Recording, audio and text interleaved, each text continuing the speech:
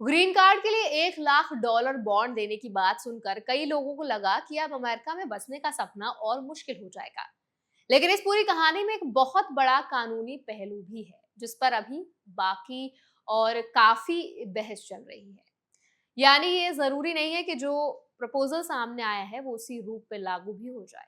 आज इस वीडियो में हम समझेंगे कि ट्रम्प एडमिनिस्ट्रेशन का नया ग्रीन कार्ड बॉन्ड प्रपोजल क्या है, इस पर कानूनी विवाद क्यों शुरू हो गया है, मौजूदा इमिग्रेशन कानून क्या कहते हैं, अगर ये नियम लागू करने की कोशिश होती है तो किन चैलेंजेस का सामना करना पड़ सकता है, और भारतीय एप्लीकेंट्स को इस समय किन बातों का खास ध्यान रखना है। तो चलिए फिर जल्दी से वीडियो शुरू करते हैं। हाय, मेरा नाम है वर्षा दुबे और आप मुझे देख रहे हैं एनबीटी टेक एड पर।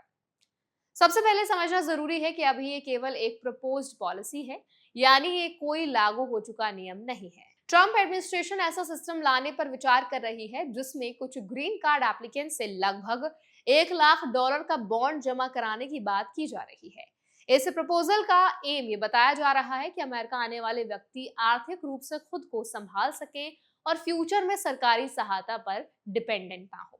अब सवाल ये कि क्या सरकार ऐसा नियम सीधे लागू कर सकती है? यहीं से पूरी कहानी विवाद शुरू होता है।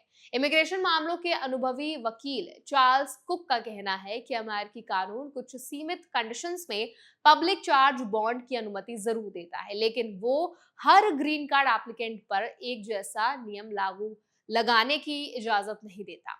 करंट सिचुएशन या करंट कानून में किसी व्यक्ति की आर्थिक स्थिति का जो इवैल्यूएशन है वो उसके पर्सनल मामले के आधार पर किया जाता है। अगर सरकार सभी लोगों पर या किसी खास देश के नागरिकों पर एक समान बॉन्ड लगाने की कोशिश करती है तो ये अदालत में बड़ी कानूनी चुनौती बन सकता है। इसी वजह से कई एक्सपर्ट्स का मानना है कि अगर सरकार नेशनैलिटी या किसी देश के आधार पर बॉन्ड लागू करती है तो उस पर भेदभाव का आरोप लग सकता है, जबकि मौजूदा इमिग्रेशन लॉ जो है वो पर्सन टू पर्सन, मतलब आपका जो पर्सनल इवैल्यूएशन है, इंडिविजुअल इवैल्यूएशन है, उसकी बात करता है। इसीलिए पॉसिबिलिटी जताई जा रही है कि ऐसा नियम लागू होने से पहले ही कई मुकदमे दायर किए जा सकते हैं। अब पूर्व डिपार्टमेंट ऑफ होमलैंड सिक्योरिटी अधिकारी एडम क्लाइन ने भी इसी तरह की चिंता जताई है। उनका कहना है कि ग्रीन कार्ड के लिए आवेदन करने वाले लोगों की पहले से ही कई लेवल पर जांच होती है। अब जो एप्लीकेंट है उसकी इकोनॉमिक कंडीशन देखी जाती है, फाइनेंशियल स्पॉन्सर की जानकारी ली जाती है, बैकग्राउंड चेक किया जाता है और ये भी देखा जाता है कि व्यक्ति अमेरिका के लिए एक्चुअली वहां रह भी पाएगा या नहीं, या उसके लिए एलिजिबल है भी या नहीं। ऐसे में अगर उसके ऊपर एक और $1 लाख का बॉन्ड जोड़ दिया जाता है तो ये सवाल उठेगा कि क्या कांग्रेस ने वास्तव में इस तरह की एक्स्ट्रा शर्त लगाने की अनुमति दी थी। अगर फ्यूचर में ऐसा कोई नियम लाया जाता है तो सरकार को ये भी स्पष्ट करना होगा कि किन लोगों से बॉन्ड लिया जाएगा, किस आधार पर लिया जाएगा, सभी यूएस कॉन्सुलेट्स में एक जैसे नियम कैसे लागू होंगे, और अगर किसी एप्लीकेंट को ये फैसला गलत लगे तो उसके पास अपील या चुनौती देने का क्या अधिकार होगा। यानी केवल प्रपोजल घोषित करना काफी नहीं होगा, बल्कि पूरी कानूनी प्रोसेस का पालन भी जरूरी होगा। एक और इम्पोर्टेंट बात समझनी चाहिए, रिपोर्ट के अनुसार ये प्रस्ताव ट्रम्प एडमिनिस्ट्रेशन की उस व्यापक नीति का हिस्सा माना जा रहा है जिसमें कानूनी इमिग्रेशन को भी पहले की तुलना में ज्यादा सख्त बनाने की कोशिश की जा रही है। इससे पहले H1B पर $1 लाख का जो बॉन्ड फी है लगाने की कोशिश भी हुई थी, लेकिन उस मामले में फेडरल कोर्ट ने दखल देते हुए उस नीति पर रोक लगा दी थी।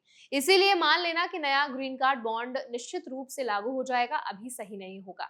साथ ही एडमिनिस्ट्रेशन पब्लिक चार्ज रूल को भी फिर से सख्ती से लागू करने की दिशा में आगे बढ़ रहा है। इस नियम के तहत कुछ मामलों में इमिग्रेशन अधिकारी ये भी देख सकते हैं कि एप्लीकेंट ने पहले कुछ सरकारी सहायता योजनाओं का उपयोग किया है या नहीं, लेकिन इसका भी फैसला हर मामले के फैक्ट्स और लागू नियमों के आधार पर किया जाता है। अगर आप भारत से ग्रीन कार्ड की योजना बना रहे हैं तो इस समय सबसे जरूरी बात यह है कि सोशल मीडिया पर चल रही अधूरी जानकारी से घबराने की जरूरत नहीं है।